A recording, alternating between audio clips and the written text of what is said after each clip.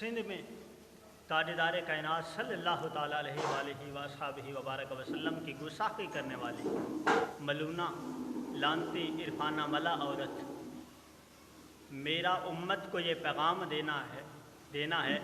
کہ امت اپنے گھروں میں نہ بیٹھے، اب گھروں میں بیٹھنے کا وقت نہیں، گستاخ رسول زندہ ہو، امت کو کوئی حق نہیں کہ وہ اپنے گھروں میں بیٹھی رہے، امت باہر نکلے، علماء باہر نکلے، قیادت کی صورت میں اس ملونہ کو جب تک سولی پر نہ چڑھا دیا جائے ہمیں کوئی گھروں میں بیٹھنے کا حق نہیں۔ بعد میں جب یہود و نصارہ فائدہ اٹھا لیتے ہیں تو